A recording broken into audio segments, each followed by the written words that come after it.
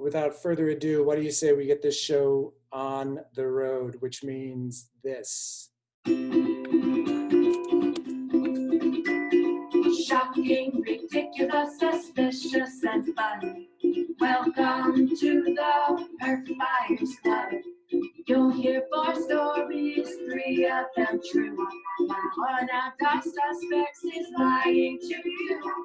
Question and point the finger, laugh out loud. If you catch them lying, you can brag and be proud. L-I-A-R, Perfect Liars Club.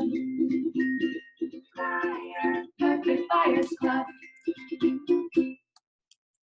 Hello and good evening, ladies and gentlemen. Thank you for joining us for a very, very, very special pandemic edition of Perfect Liars Club. We're honored to have you with us this evening under the unique circumstances that we find ourselves under. And thank you to Washington Improv Theater for partnering with us on this very special occasion. It's Wednesday, April 1st. Happy Fool's Day, everyone. I wish this was some kind of a joke, but it's not.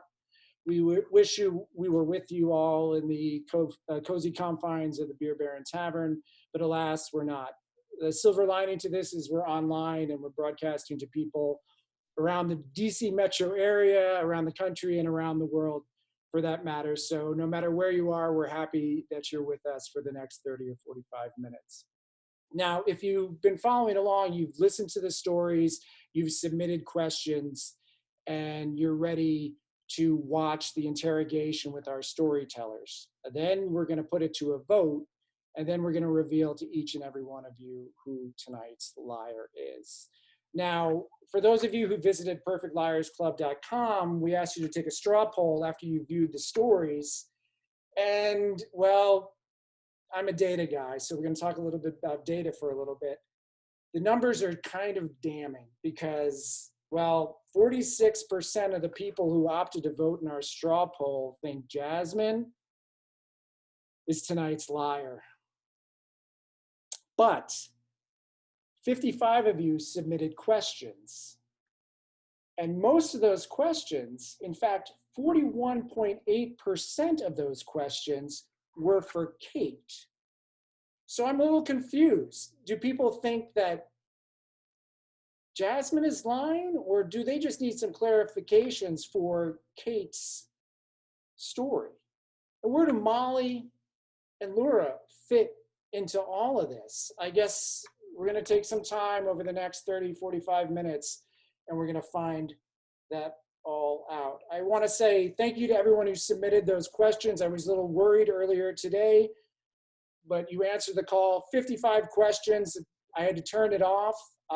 There were so many from such exotic locations as Petworth and Bethesda and Tokyo, the Japan Tokyo. So if you're watching, hello Tokyo, good morning, and I hope the future's nice. So let me just make sure that you can hear us okay.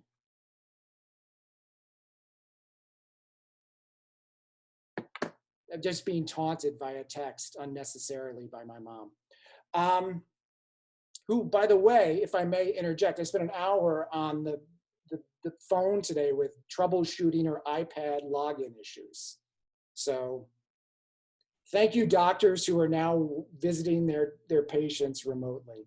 Your embrace of technology is my opportunity to bond with my mom. But enough about me. Let's introduce our storytellers.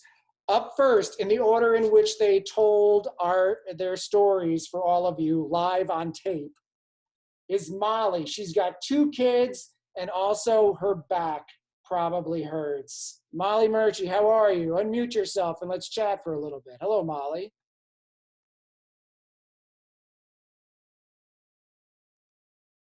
What's up, Molly?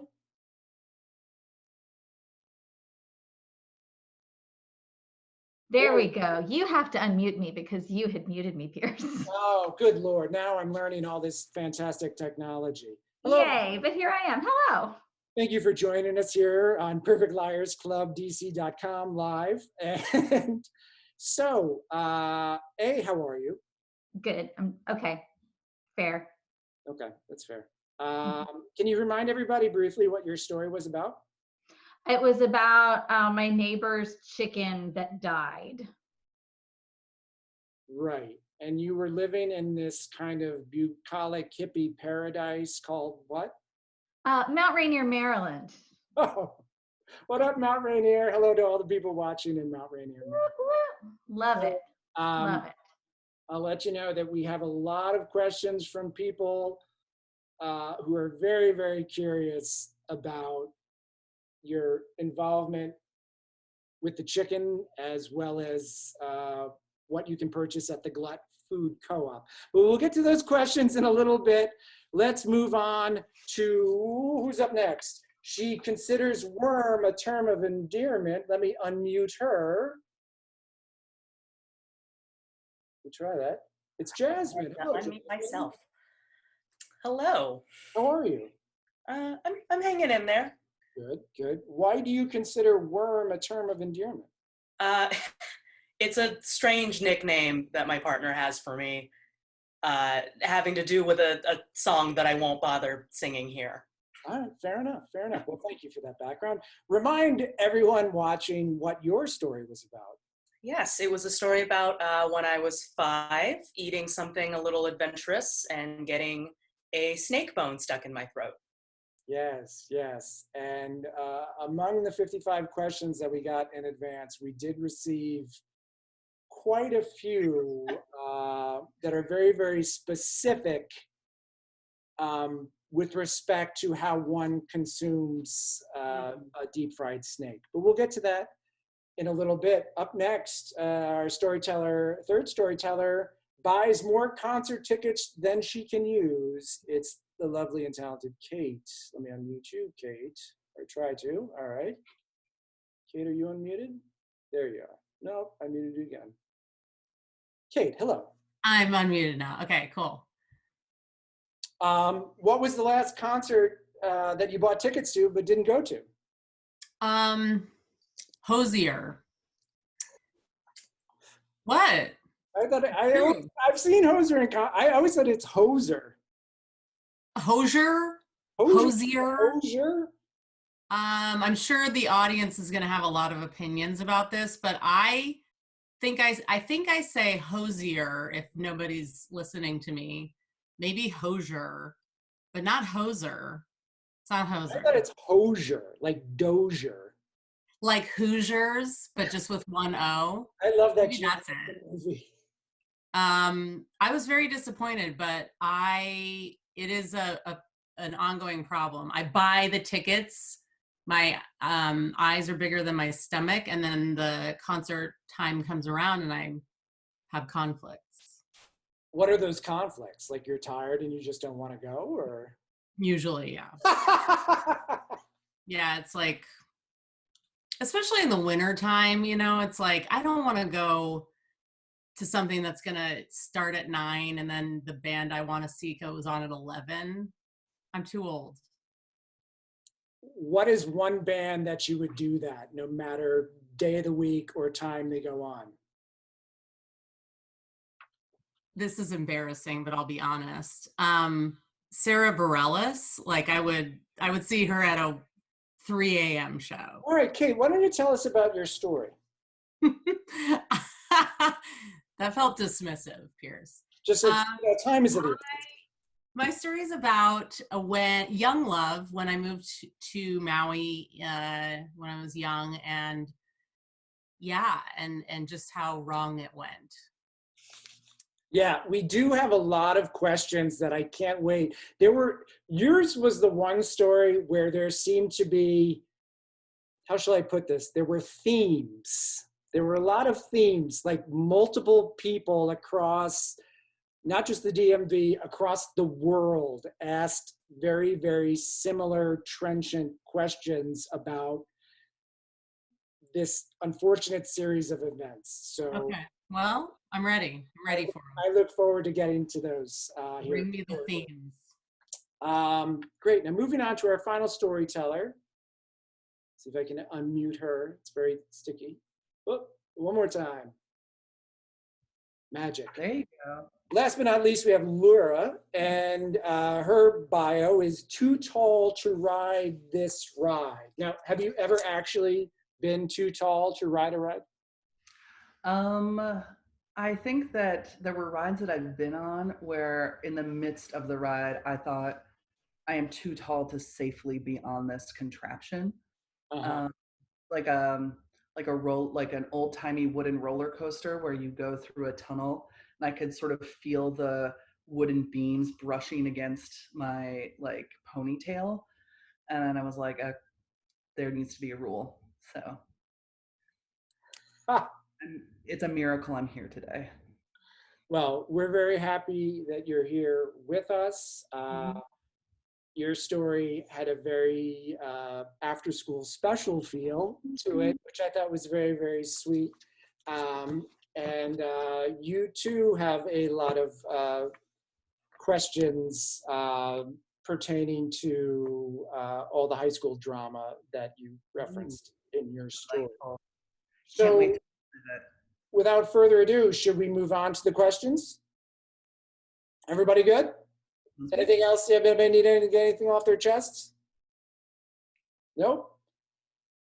All right. Well, without further ado, let's kick things off. And I'm going to go right after the most highly suspicious of the lot based on our straw poll, Jasmine.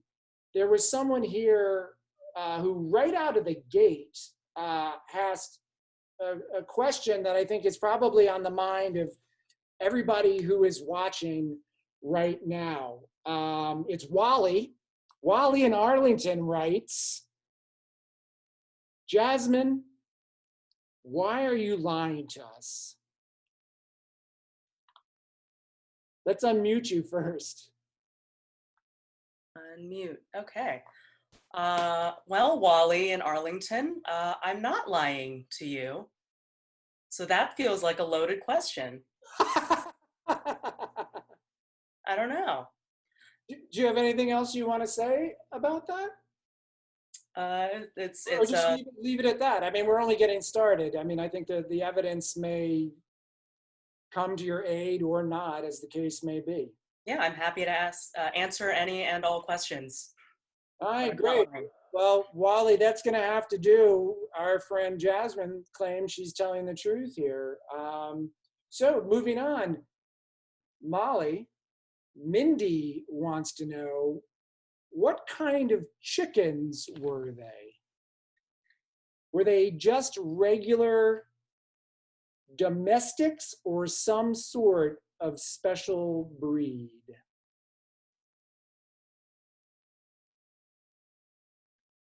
One more time. There we go. They were not ornamental poultry. I don't know what kind, I don't know what they were named. I don't know what breed of chicken they were, but they were brownish. They were sort of dark to light brown, sort of average looking chickens. They were not white. They were brownish chickens. They weren't crazy like Martha Stewart chickens. Like if you've ever seen her chickens, they have like, bouffant hairdos. And these were just average chickens. The average chickens. Average brown chickens. Average brown chickens. All right. I'm still fascinated with the idea of keeping chickens in your backyard. Although I'm something of a poached egg aficionado, so that could come. I've noticed, Pierce. Let's see, moving on. Oh, okay. Kate, this is a question for you. Let me make sure I unmute you. One more time. Yeah. You're unmuted. Great. All right. So multiple people asked this same question. I think Kristen here in DC summed it up most succinctly. In the midst of your story, there's this big fight in your house. You lived in a group house. Yeah. Where were your roommates during the fight in your living room? So I had 3 roommates. 2 were a couple, and they were staying at the guy's house that night. And the other one was I think she was out of town, but it was odd. I agree that none of my roommates were home when this happened. It actually, the third one was at work because she's the one who I ended up calling for the ride later. So That seems spacious. Is that a I word? mean, Spacious? yeah, it like the odds of that happening, because we did have a lot of traffic in and out of our house, but the odds of it happening when no one else was around to help were weird. But that's how it happened. The defense rests. Lura, we've got a question for you from Catherine in Maryland. All right. Catherine in Maryland wants to know, how the hell did you, I'm embellishing, get a job at a photography studio? What was your experience? Catherine in Maryland, that's a great question. And the answer is, my mom worked with the wife of the guy who ran the photo studio. And it was a touristy area in the mountains of Colorado. And so there were a lot of summer jobs, and they just needed somebody to start kind of at a lower level, kind of work their way up. So a little bit of nepotism and a little bit of economic supply and demand. Oh, wow. Mm-hmm. All right. When you told me this story in advance, I was a little skeptical, and I'm still having a hard time picturing this. I mean, I've been through the Rockies. It's just, Mm-hmm. I mean, if you could maybe, do you have pictures you can procure for us now? Yes, I could procure photos for you. All right. Well, I don't know if it's going to come to that yet, but that's good to know. Let's move on to Kate. Now, Kate, there's an incident in your story, and this is another one of those questions that came up multiple times, and I'll ask you the most complicated version of the question, the variation of that question. It comes from Christiane in Tokyo, who happens to run Perfect Liars Club Tokyo. I think it could be possible that there's another Christiane in Tokyo who's fascinated with Perfect Liars Club. But in any event, Christiane wants to know specifically, what was the make, model, and payment plan of the cell phone you used to call the police when Kelly rampaged the house?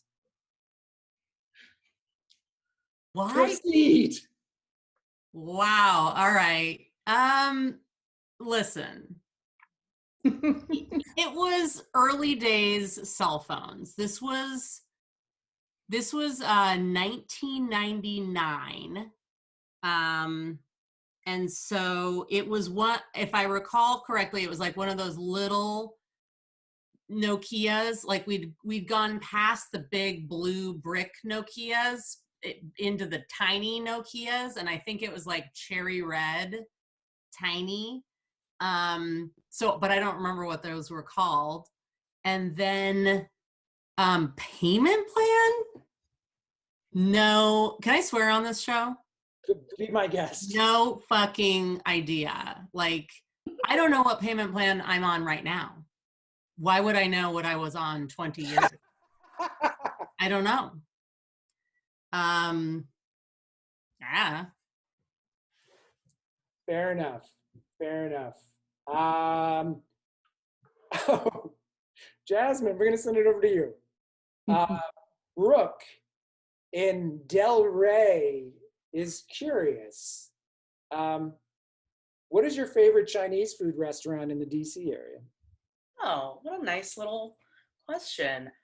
What do I really like Queen's English. We're getting fancy. In the DC area, I work in Bethesda, so I like Hugh by Peter Chang because I work next to that. But otherwise, it's a lot of me cooking for myself at home when I want Chinese food. You know, and that brings me to my follow-up question. Someone wanted to know, let me find the question here. Oh, there's a question for you coming up about, I think that's someone maybe didn't know you had a boyfriend, but we'll get to that shortly.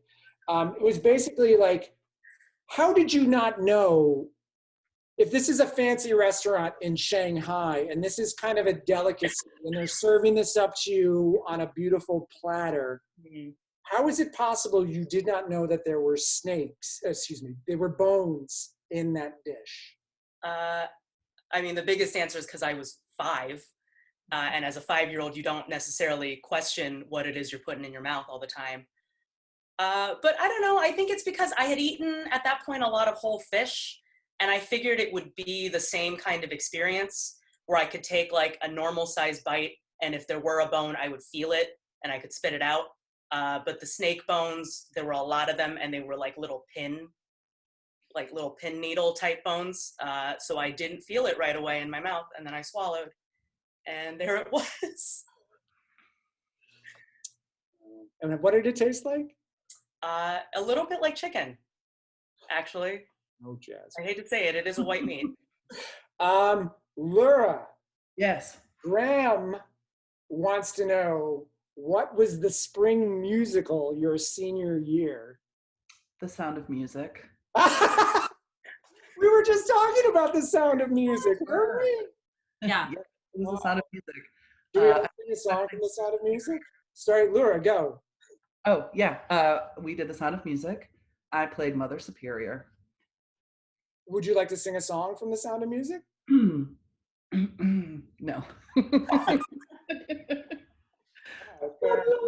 But if you're watching at home, feel free to break into a chorus of Edelweiss. Right before the end of Act 1, Pierce, I will sing Climb Every Mountain. We'll drop the curtain and we'll come back. Okay. Molly. Someone claiming to be Joe Maldonado, aka Joe Exotic, writes from Oklahoma. I'm a little suspect of this. But in any event, this is chicken forensics. This is like Law and Order chicken SVU.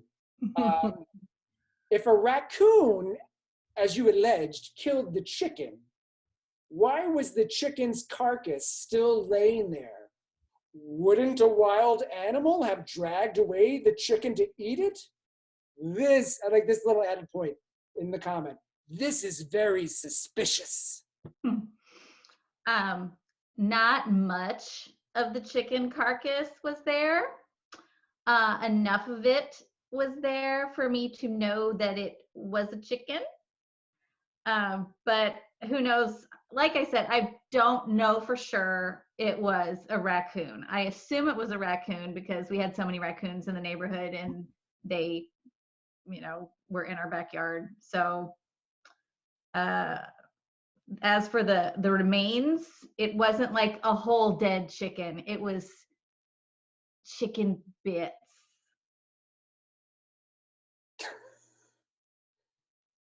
I was speculating for a moment if raccoons are vegetarian, but I know that not to be true from observing them in action.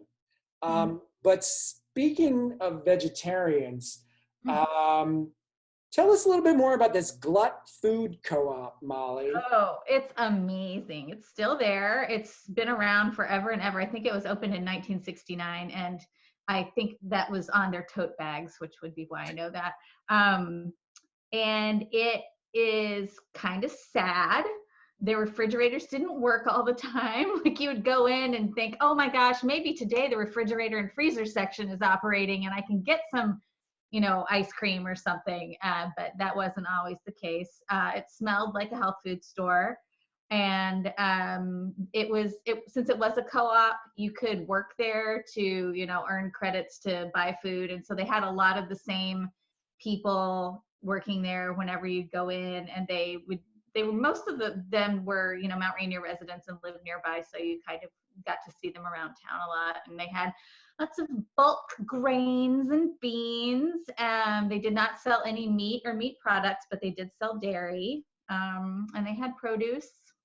Graham wants to know so for you, Molly, what is the best thing that you can eat at Glut or that you would get at Glut for you?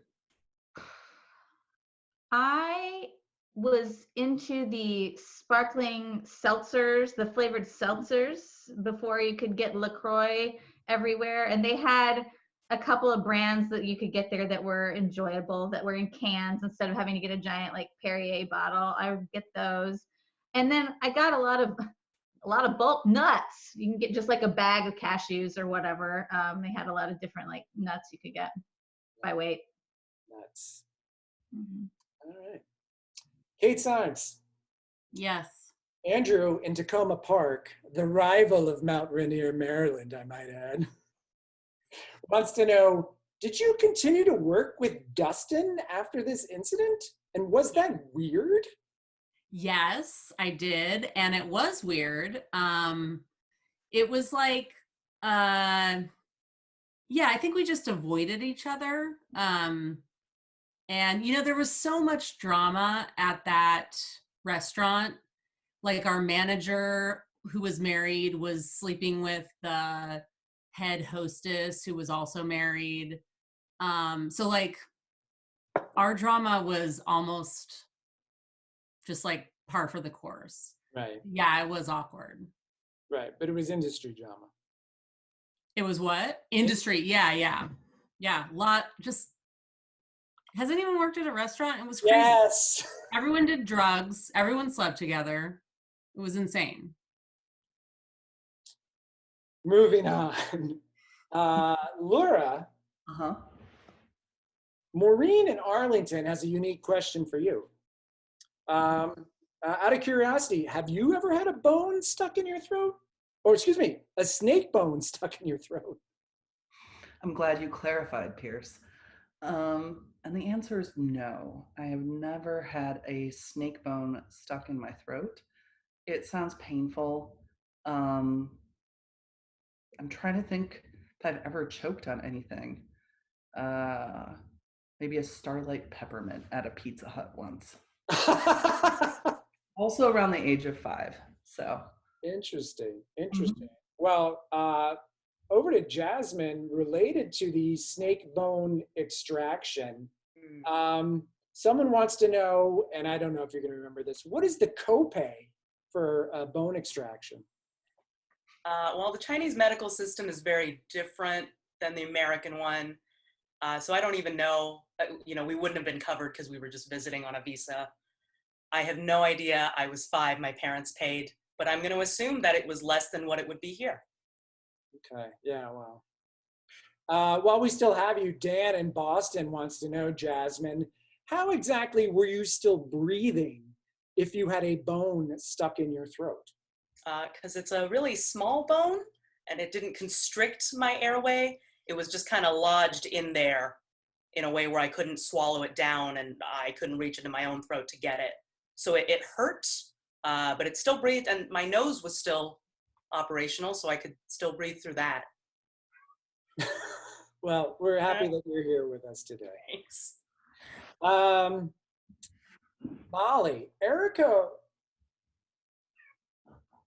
wants to know if Fern, who we haven't brought up until now, if Fern cared so much for Chica, the chicken, why didn't she like keep tabs on it, and why did she allow the chicken to keep getting out? And we'll start there, and there's a few follow-ups as well. Okay. Yeah, great question. I don't know. She was 7. I also think back on this, and they had the chicken coop in the yard, right? And she was supposed to close that every night. And then they had a fence around the yard, and that fence was crappy, but there was a fence. And so I wonder if maybe she just thought, well, I don't need to close the coop all the time because they'll just be in the yard. And she was, 7 and didn't realize how crappy their outside fence was. So I don't know. Well, and then let's get to the the big incident at the end in the middle of the Glut food co-op. Erica continues, why didn't her parents tell her to stop accusing you? Like, why didn't they try and stop her from making the big? Oh, they did. I mean, she just said that, and then they like got her out pretty quick, but it wasn't quick enough to, prevent the other people in the store from hearing her. She yelled a couple times, and it was like, bye, and they got her outside.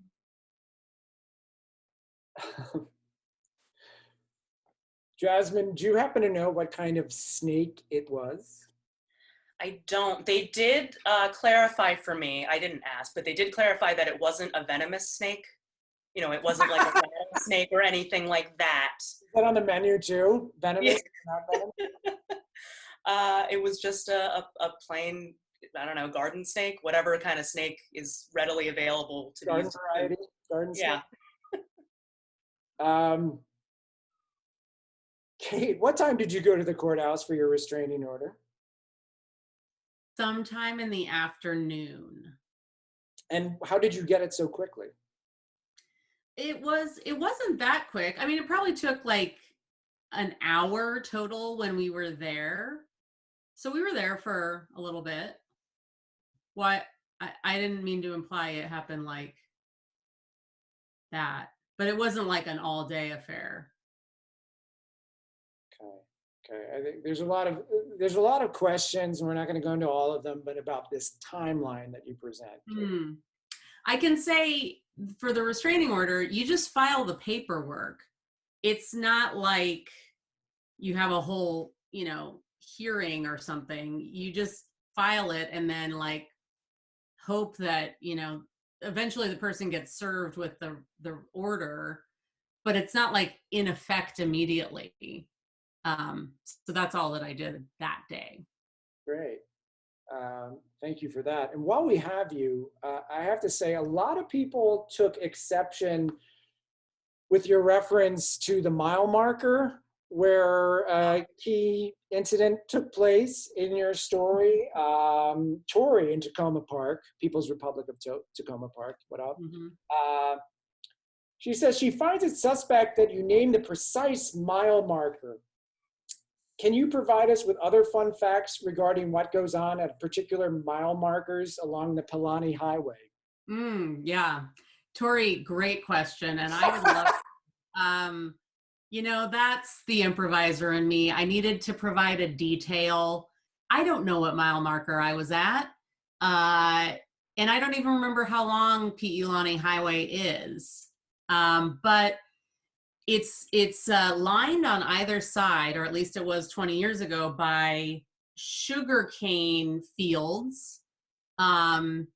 So, fun facts of what might go on at the various mile markers are like people picking sugarcane, I think. That's my guess. Okay. Molly, did Fern ever forgive you for killing her chicken? I would say there was detente. She eventually would, talk to me in the neighborhood, but they moved away probably about a year after that. So, Jasmine, why don't they debone the snake before they serve it to you? Who knows? I assume because it's a lot of, like I said, it's a lot of like pin bones, which, in a fancy restaurant for a fish or something, you would go through and fillet it and look for each pin bone. But in a lot of Chinese cuisine, you just leave the bones in there because it's flavor and people understand generally that there's going to be bones in their food and they just have to eat carefully, but it's okay because it tastes good. So it just wasn't the kind of establishment that was going to debone the snake. Jasmine, it's not that kind of establishment. Lura, your male buds from the Rocky Mountain Photo Gallery, do you still keep in touch with them? That's a really great question. I think I am still friends with one of them and their wife, who was our coworker like 2 summers later, before they were married. We're friends on Instagram, so I follow them. They're both fathers now and married and very responsible members of society. And I think before I quit Facebook, we sort of mutually followed each other. And it was like a very strange experience to see the sort of like golden hunks of my youth become middle-aged, as we all do, and become less golden, less hunky. Uh, some things are best left in the halls of memory, I think. I agree. Yeah. No offense if you're watching now. What's that? I said, no offense if you're watching now. Kate, there's a question here I'm trying to find. It's basically like, how is it possible this head-on collision that almost happened? Like, if you left at the same time from the same place, how was it possible that you were coming in opposite direction from other places?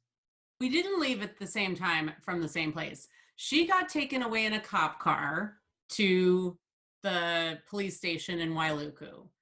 So she went this way and got released very quickly, came back to Kihei where we all lived.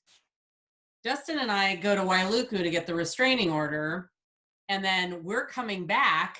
She decides to, she knows that we were probably at the courthouse getting this restraining order. So she's like, I'm going to drive right back toward where I just got dropped off from and try to, it's so psychotic now to think that she got back in her car as soon as she got released from jail.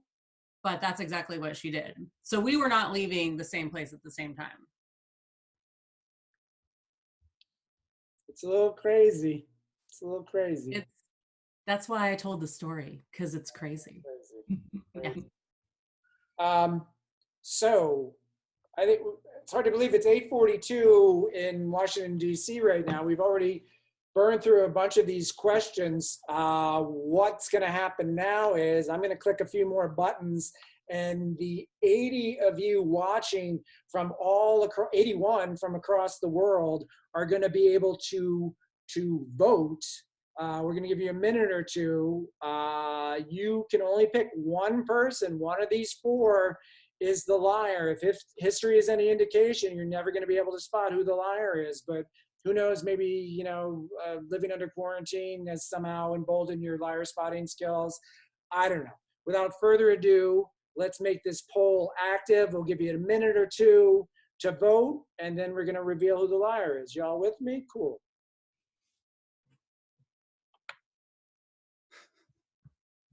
And the panelists can make small talk amongst themselves. I do have to apologize for my cat Zoom bombing earlier. She wanted to be part of this too. What's your cat's name? Gigi. Gigi. She's so cute. I'll let her know.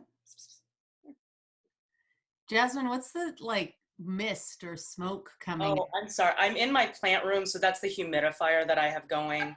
Because I keep a lot of tropical plants that need a humidity above 50%. I saw that too. I was like, what is going on? Sorry, I should have turned that off. No. It's very mysterious and cool. I assumed it was like a diffuser or something.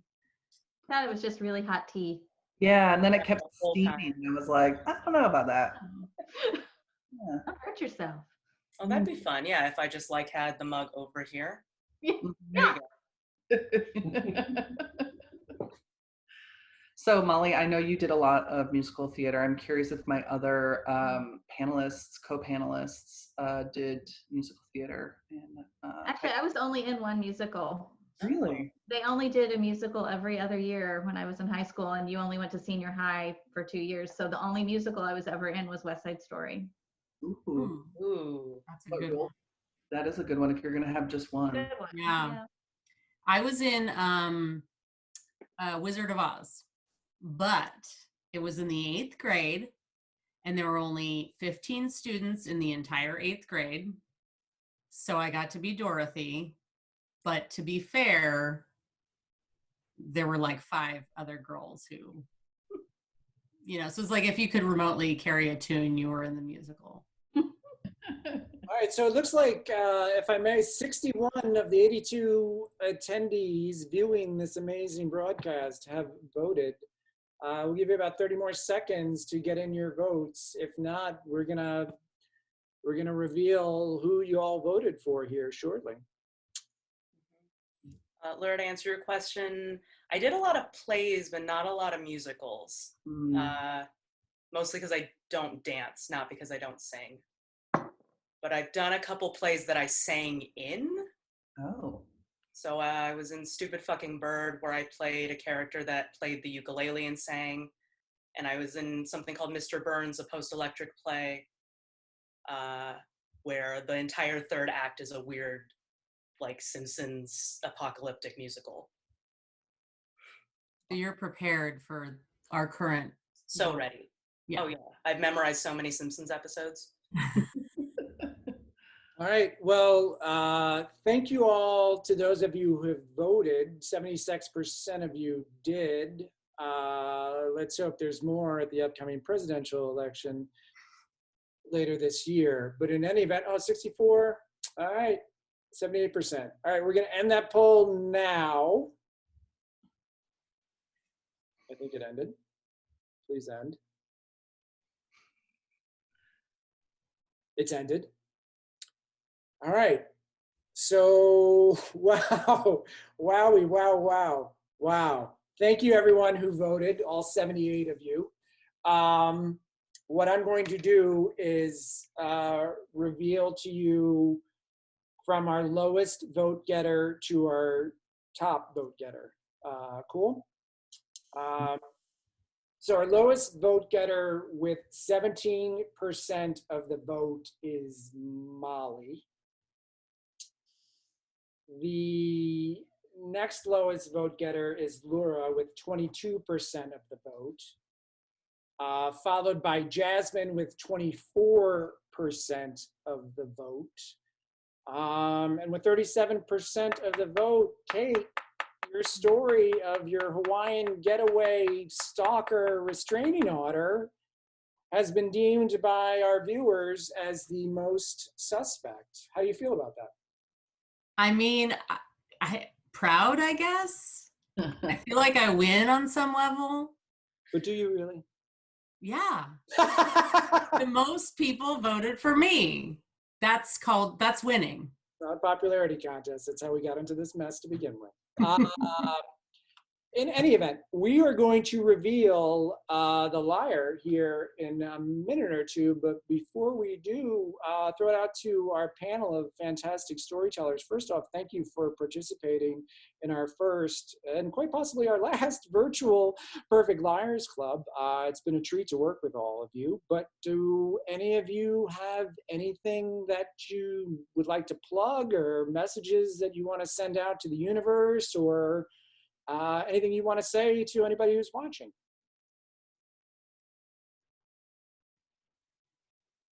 Be nice to each other. I don't know. There's nothing to plug because there's no shows other than this one. No, there are shows. There are shows. Support whatever creative things are happening, but I don't know what those are right now. WIT has some upcoming writing classes, kind of a new thing online. You can give those a shot. There's going to probably be some new offerings in that arena from Washington Improv Theater, so I'll plug that. Mm-hmm. Yeah, I mean, I will say this for everybody who's watching, these are tough times, but thank you for your continued support. Special thank you to everyone on the front lines, the first responders, the doctors, the police, you name it. There's people that we owe a debt of gratitude. These are crazy times, and we thank them. My request for everybody is that you be kind to one another, be well, and be respectful of each other. We did this just in a way to hope everybody had a little distraction and a little fun this evening. And what I'm really excited about is looking forward to getting past all this and then being in a situation where we can all be together again at the Beer Baron and having an event like this live in the company of each other and our friends and the people that we love. So thank you for that. Anybody else? Yeah, everybody good? I'll say support the arts. My day job, I work at Roundhouse Theater in Bethesda. We're in a really fortunate position where we can keep everyone employed, working remotely. We're producing digital content now since we can't perform on stage. So check us out on social. We've got things like live interviews with famous playwrights, theater education challenges for all age groups, weekly cocktail recipes from our bar, things like that. So support the arts. Thank you everyone for being here. Yeah, thanks everybody who watched. Who knows, we may do this again. Keep the cards and letters coming, and we hope to be all together again in the not too distant future doing this in person. So typically, if we were live at the Beer Baron or another venue, we would do a simulated, or not a simulated, we do a drum roll. We're not in a position to do a drum roll, so we're gonna do a countdown. And what's gonna happen is we're gonna count it down, let's say by 5. And when we get to the end of the countdown, the only person with their camera on is going to be the night's liar. So ladies and gentlemen watching, are you ready? Good. Panelists, are you ready? All right, I just need to move something out of the way. All right, are we ready? 5, 4, 3, 2, 1. Will tonight's liar please step forward? Oh my goodness, it's Molly!